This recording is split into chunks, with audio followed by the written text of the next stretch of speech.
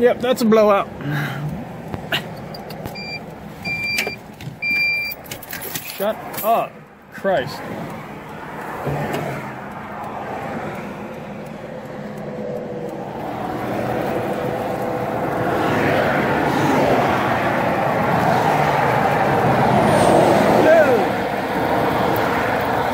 It's bubbling. I got bubbling oil, holy shit.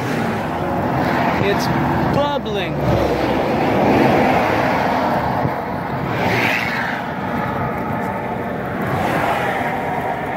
That's part of my piston right there. Big old oil stain down there on the road.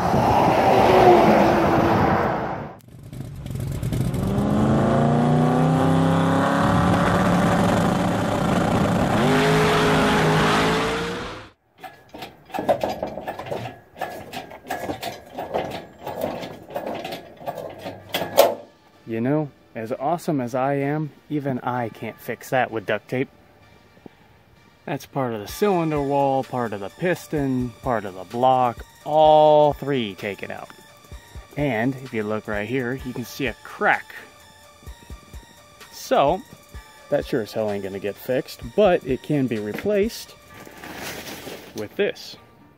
And this is just another D16Z6. And I'm going to build it for boost. And to start this build, what I'm going to have to do is drain the oil so that I can use all the original parts off of this engine. And to do that, I'm going to need a 17mm. And one thing that comes as no surprise is that my oil is a light brown color. This is because of this giant hole allowing the coolant to come straight down into the oil. So I've got my crankshaft out.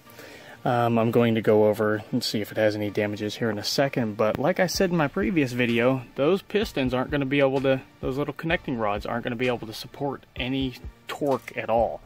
So even if it was able to snap just under the engine's own natural power, you definitely want to be upgrading those if you're going to go turbo.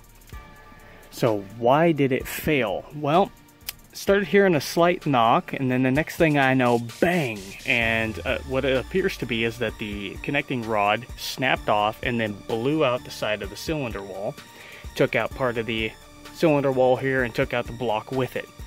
Now, why would it do this? Well, apparently my oil pump went bad, which is this little doohickey here. It goes bad, it's not able to circulate the oil throughout the engine. When it's not able to circulate the oil, it's not able to, one, cool down the inside of the engine, and it's also not able to lubricate your rotating parts. And when that happens, it lets you know with a little bit of a knock, I was just checking to see if that was a crack, it lets you know with a little bit of a knock that there's some sort of an issue going on inside the engine bay. And unfortunately, I didn't know that my oil pressure sensor was not hooked up.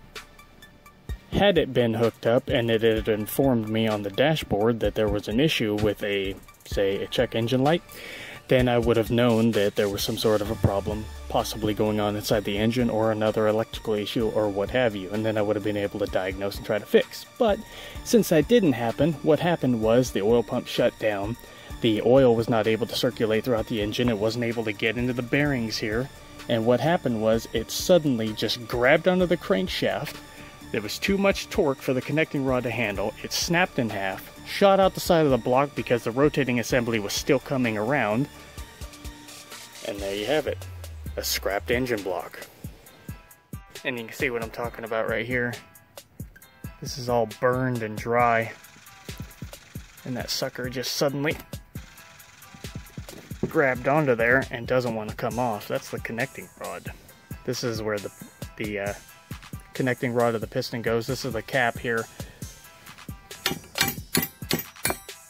And that sucker just suddenly grabbed, caused that piston to snap. So I'm using my digital caliper and I'm measuring, I'm checking this one. This one was just about 45mm, and when I measured the burned one, it was 44.5 roughly.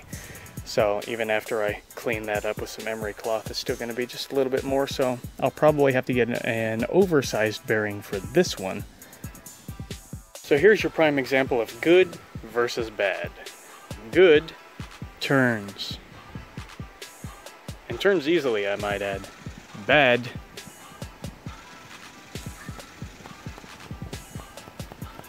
doesn't want to turn at all. Alright, so I spoke with a local engine builder, and what they told me was that because it's half a millimeter under, that means it's 20 thousandths over is what I would need for the bearing. But Honda recommends that you don't run anything more than 20 thousandths over. So it would probably have to be filed down for that number 4 and everything else, and it's just probably recommended not to do that. So what I did was, here's the broken engine, here's the new engine, and D-Series engines are literally so cheap, I went and picked this one up for about 30 bucks. So the difference between the old crank and the new crank is the burned number 4 bearing, which you can see is black. Everything else is silver. New one, everything is silver. And just to make sure, I'm also going to take my digital caliper to everything and make sure everything's the same size. And the sizes, according to my caliper, should be 55, 45, 55, 45, 55, 45, 55, 45, 55 millimeters each. And again, for every 0.25 millimeters, your bearings are going to be 10 thousandths over. So if you find out that you're 0.25 millimeters under 45 or 55, you're going to make sure you want to get your corresponding bearings. Anyway, we'll go over some of the new parts that I just got, such as my low compression piston heads. Now these, being standard size, these are supposed to be rated at a 7:1 compression ratio. Now your stock pistons are supposed to be 9:1. Now the higher up in compression is what you want to go if you're just building an just all engine.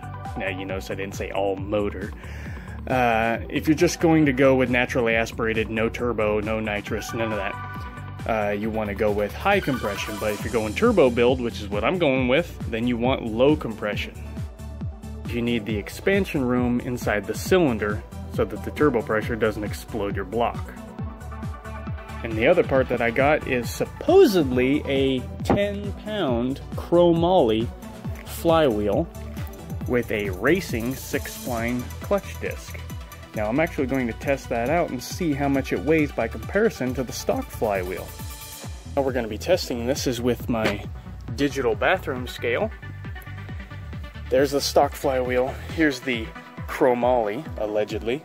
I mean, you can't really tell that it's chromoly just by looking at it, so I'm going to take the eBay seller's word for that, so you know what that's worth. And I also have a 10-pound weightlifting weight here. So, let's find out what they weigh. 9.4.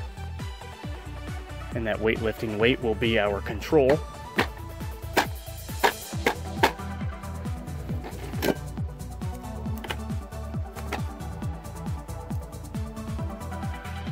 $16.8.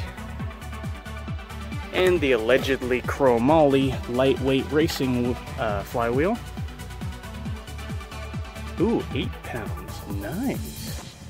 So what does that mean for the flywheel? Well, one, being that it weighs, it was stated it weighing 40% lighter than the stock flywheel. Now, it's weighing more than 50% lighter, which is even better. What that means is it's going to be less rotating weight on the engine, which means higher horsepower, higher RPMs, less strain on the internals, and just, it should be just all around more badassery. And just a little heads up about a bathroom scale, you want to make sure that you place it on a hard ground, like concrete, because if you place it on something soft, say a rug or a carpet, you're going to get a false reading. Now, I weigh about 155. Okay, maybe I gained a few pounds. Anyway, if you place it on something soft, you're going to get a false reading because it's not as much pressure pushing against the bottom end. All of a sudden I dropped 20 pounds. Wow, look at that. Guess I'm not as fat as I thought I was when I'm able to lose 20 pounds in just 5 seconds. Anyway, I've got more parts coming, and when they get here, we'll be putting our pistons together and putting this bitch together. So I'm going to assume that you don't know how to put an engine together, and I'll be teaching you what you need to know. These are the main bearings here. They have this little channel cut out in the center of them, as opposed to your piston bearings, which have no channel cut out. But these bearings are your thrust bearings. Now they have two little slotches cut out on just one side of them. Now in order to put the main bearings in, this is the pulley side of the engine with the timing belt and things like that, and your alternator sits over here. Here is your oil filter and your oil pressure sensor. This side is where the transmission is going to be. On this side of the engine you have this little notch cut out on just one side. And you need to make sure that this little tab right here goes into that slot. And when you're done, it should look like this. And as an extra added safety measure, we're going to take some engine assembly lube. And we're going to put that in each one of the bearings. Make sure to spread the lube around to get an even coating. Now we get our new thrust bearings, and they go in. Here's your cylinder number 1, number 2, number 3, number 4. They go between 3 and 4. There's only one little indentation here, this little slotted channel on just one of these main bearings. And they go just like that, with the indentations facing outward, away from the journal. Make sure all your bearings are flat and level with the block. If you have to, give it a slight little tap with a hammer. Slight little tap. Make sure they're all flat and level. Now put your crank in. With the crankshaft now in, go back through and make sure all your bearings are still flat with the block, and that includes the thrust bearings. Looks like mine shifted. Just give them a little bit of a push.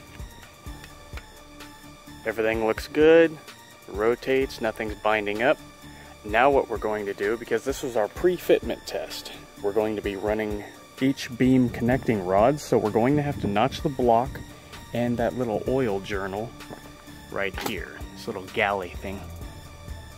So, what is an H-beam connecting rod? Why do I need one, and why do I need to notch my block in order to make one fit? All good questions, and only an idiot doesn't ask them. This is an H-beam connecting rod.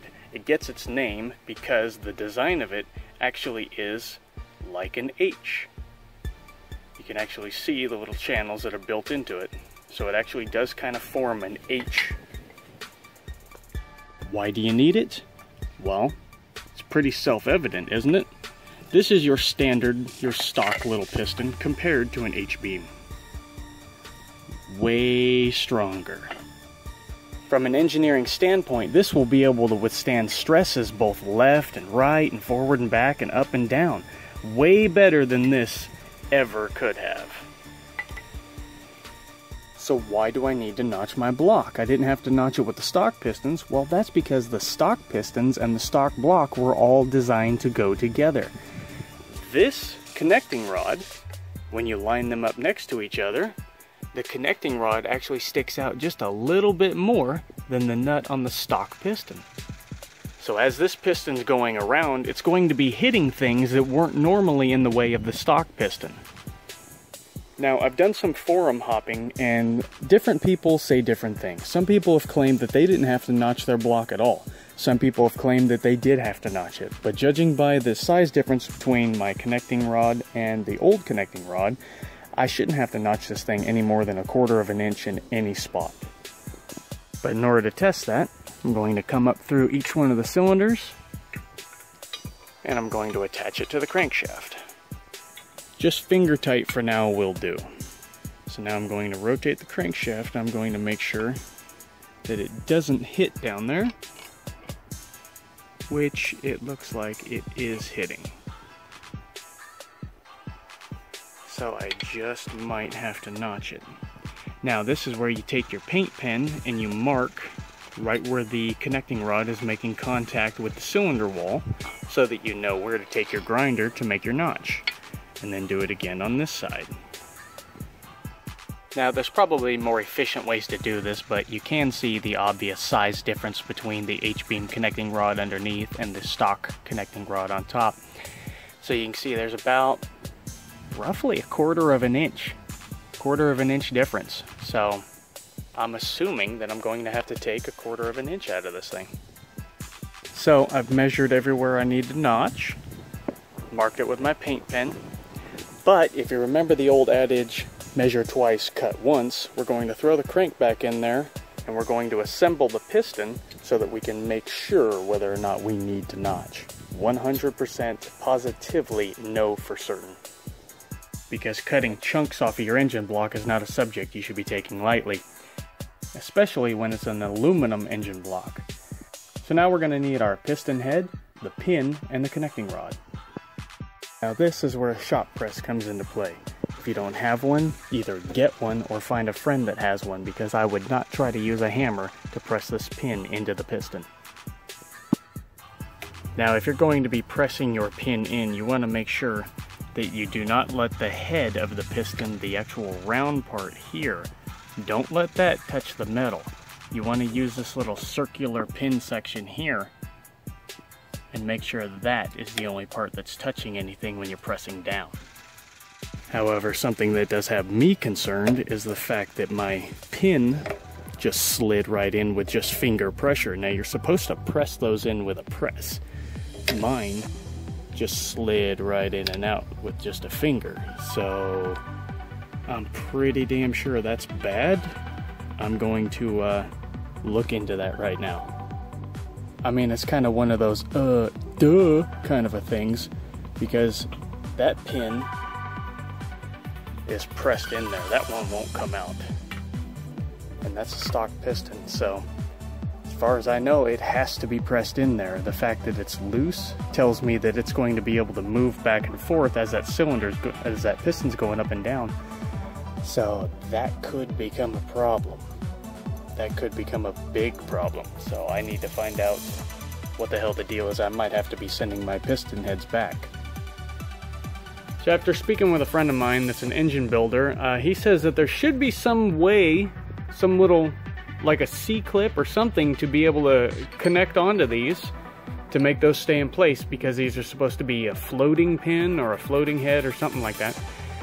You can see a little channel grooved into there where it looks like a little C-clip or something is supposed to go, but there's nothing on here for it to grab onto. And I've looked all the way around this thing.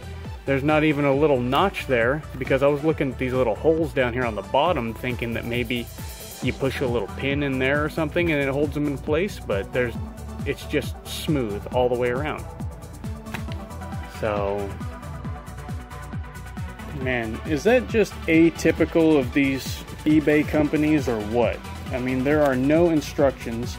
I looked everywhere. The only instructions I got was this thing, and that came for the rings and how to install them. Well, that information I already know. I need to know what the hell the deal is with a floating piston. Sweet Jesus had my heart going. Apparently, inside one of these little bags, this is how they come, the little piston heads. I had to open up each one of them until I finally found these little retainer pins. These are what are going to be going into this little channel down here. And that's what holds this pin in place. And I'm going to install the first one using these little snap ring pliers. It's a little bit of a pain in the ass, but if you're persistent, you can get it. Make sure you get it right there in that channel. Then we push our pin in, making sure to put our connecting rod in there as well. Wait until it pushes in on that C-clip, and then we're going to put the clip in on this side. Both retainer clips are in.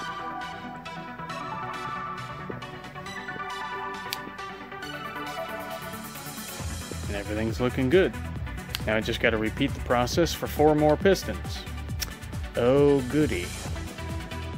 Frankly, I'd rather be using the damn shop press. So as I'm installing the other ones, I didn't like the idea of having it with this little opening over here where this little opening is here. So what I did was I rotated it so that it's pointed down. In fact, I think I'm going to turn it so that it's all the way over to here, so that the big side of this pin is all the way over on the left side here.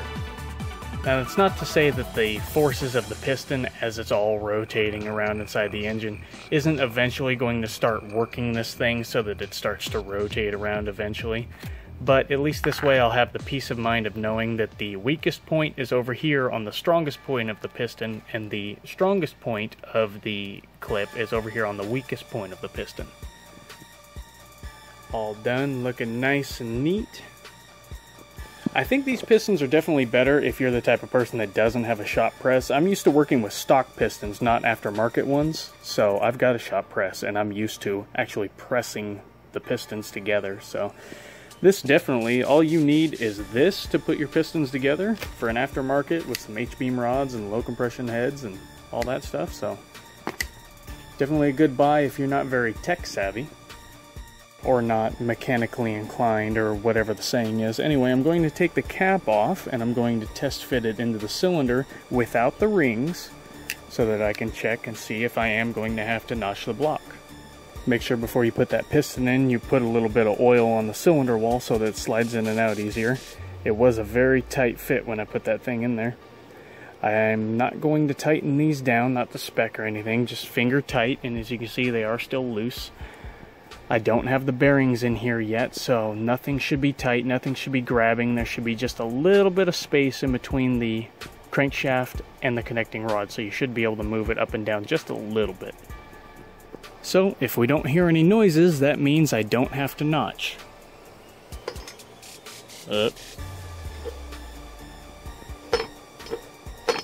Gonna have to notch.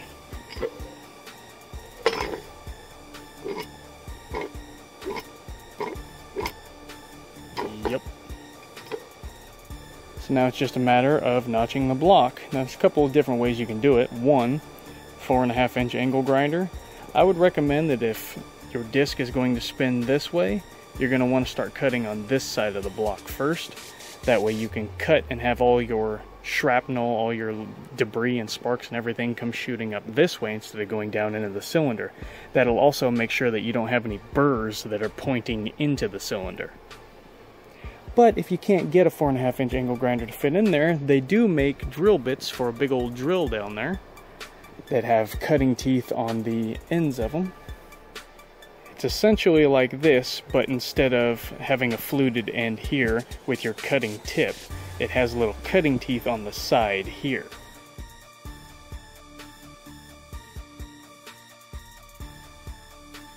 So I bought this little kit here from Harbor Freight. Says that it's good for deburring, so I'm assuming, since it doesn't say that what it's actually good for, whether it's good for wood or plastic or metal, I'm assuming deburring would be metal. So I'm going to use this one that came out of it, and I'm going to put it in my drill and we'll see how it works. Definitely a time-consuming process, not really something you want to be doing on a hot summer day, and the aluminum is starting to gum this thing up, so I'm probably going to have to take it to a shop and have them do it. My only other option is to cut these little fins off of my 3-inch air grinder and hope that it fits down in that channel, because my 4.5 inch angle grinder doesn't. Nope. Yep, that ain't gonna work. Though that's not to say that I'm out of options. I could hand file it, but in the dead of summer, that isn't exactly a prime choice. So I'm driving back to Harbor Freight, and I picked myself up an air file. This thing should fit down in there no problem. Alright, now I don't have to work my ass off in the heat. And if you're going to be running an air tool, don't forget your air tool oil.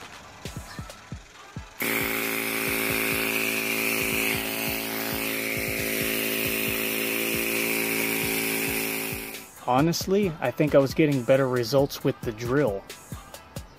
Now we wipe the filings out of the cylinder, spray some WD-40 or some oil in there, put the piston and the crank back in, we see if we did anything at all.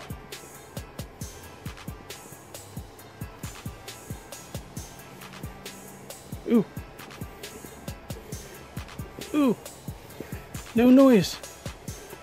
Oh, but it catches on this side. So I didn't have to take very much out of it. Alrighty, so is that little air filer worth it? Well, that's a hell nut slapping no. $25 price tag, I got maybe $5 worth of work out of it. Now it's not broken, but it for damn sure ain't doing any work, if you know what I'm saying. I ended up having to use these inside my drill,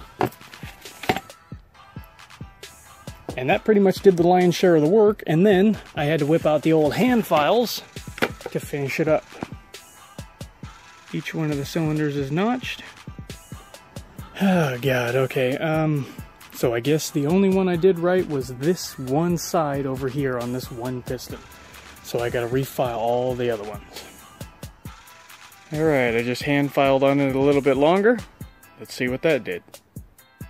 One thing I'm noticing about the difference between the old pistons and the new ones is that this space right here between the piston head and then the part where you can actually see the pin before you get to the connecting rod is so much larger. You've got maybe 1/4 of an inch or more on each side of the connecting rod, that when you're trying to put it into the block itself, it makes it such a pain in the ass because that space down there is so much larger.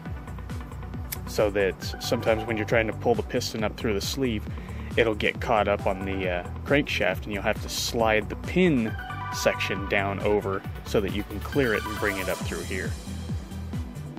Okay, checking number 1.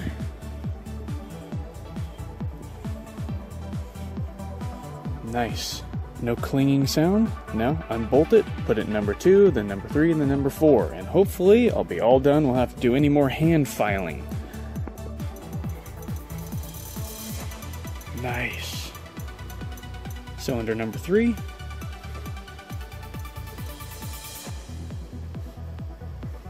Shit, that one's hitting. Does it matter if you go clockwise, counterclockwise? No. Just as long as you check them both. As long as you don't hear any noises. Like that. So that one still needs to be filed down. Now you may have noticed that I'm not torquing these down, that there is this little 1/8 of an inch gap right here.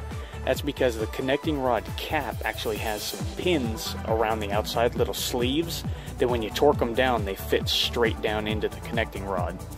So if I do that, if I torque them down, one, it's going to be a bitch to try to separate those two while it's inside the engine, and I don't want to struggle with that hassle. But also, what it's going to do is leave the piston, the head of the piston is going to be just a little bit higher, and that includes the connecting rod, the part that's actually hitting the block. It's going to be just a little bit higher down into the engine, because the engine's upside down right now. This is the bottom side, this is the top side. So when it's rotating around, it's going to let me know that if it is hitting like it was over here, but all these other spots where it's not hitting, that means I have at least 1/8 of an inch of clearance. Especially when I torque this down, I'm going to have 1/4 of an inch at least of clearance, and I'm not going to ever have to worry about those hitting the block. That is to say, I won't have to worry about them hitting the block when everything is torqued down, because that'll bring the connecting rods up and give me even more space between the connecting rod and the block. This is what I'm talking about. If I was to tighten it, it would take up that space, but right now the piston is sitting way down inside the engine, so when I rotate it around, it's more likely to hit now before tightening it down, but it definitely won't hit when I tighten it all down. Now it's time to put the oil pump on. You have to remember that it goes on a certain way. And that's because it has that little plate there and these two little teeth here. Now those have to line up with these two little slots here on the end of the crankshaft. So don't do anything stupid like put it up there, realize it's not working, and then put a hammer to it. If it's not lining up, all you got to do is rotate the crankshaft while trying to push the pump in. Now this is a little bit tricky. Trying to find the name for this part that goes on the end of the block here that holds onto the crankshaft. This is called the right side cover. You can't find that name online. I had to get one of those aftermarket repair manuals in order to get that name. Torque specs for these bolts, these 4, are going to be 9 foot-pounds. And the torque specs for the oil pump is going to be 8 foot-pounds. And don't forget your thrust bearings. You can still put those in even if you've put the right side cover and the oil pump on. Make sure the slots are facing outward. And again, for the record, that's the repair manual specifications to go 9 foot-pounds and 8 foot-pounds. Now again, if this is the first time you've ever built an engine before, you want to put this little, I'm going to say corrugated. That's this little ring here. It's got all these little grooves up and down in it. Put this one on first, and that's going to go on the bottom ring down here. Now don't overstretch your rings. Don't take this little gap right here and don't pull them apart. You want to just slowly bring them down. You only want to spread them apart just enough to get them onto the piston, and then slowly start working them down until they get on top of here. There's all kinds of online videos that can show you how to put the rings on a piston, but you can see here I've got the corrugated one in the center, and then I've got this really thin one on the bottom and a really thin one on the top. Again, you want to make sure you put the corrugated one on first, because the other two actually sit out on the outside of the corrugated one. Because you can see just a little bit of a lip right here. And those rings have to sit on the outside. And your piston kit should come with 4 of these, 4 of these, and 8 of these really small ones, and then 4 of these. And you can see that the second ring here, this little gap is actually bigger than the top ring. So you're going to want to use the thicker ring down here and the thinner ring up here. With your rings installed, now you get yourself a ring compressor. That's what this thing is. Tighten your rings together.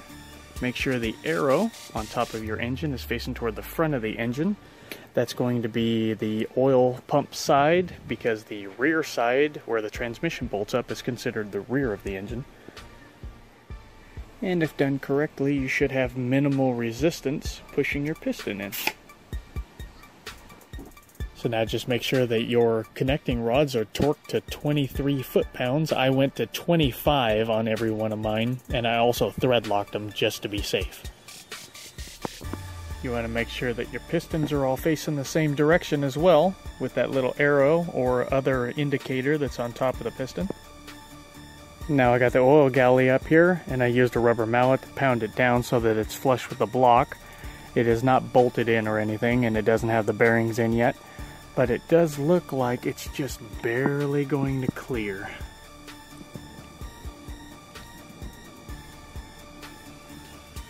So it looks like the only thing I had to modify was the block. But it is just such a small, minute amount of clearance on there. For peace of mind, I'm going to take that thing off and I'm going to file it down just a little bit. Torque specs for these bolts are as follows. Nuts that hold on the oil screen are 18 foot-pounds, and these 10 bolts that are holding on the oil galley is going to be done in 2 stages. You want to do 18 foot-pounds first, and then 38 foot-pounds. Again, just to be safe, I'm going to do my first stage at 20 foot-pounds, and then I'm going to do 40. And the crankshaft pulley, this little bolt down here, is going to be 134 foot-pounds. In order to hold the crankshaft still, I'm going to use this vice grip attached to it. All these oil pan bolts are going to be 8 foot-pounds. So if you're asking yourself why I put the oil pan on without tapping an oil return line for the turbo, the reason for that is because I've got new parts inside the engine. I want to drive it around and break in those new parts before I go turbo. The flywheel bolts are 87 foot-pounds. And the pressure plate is 19 foot-pounds. I'm going to go 20.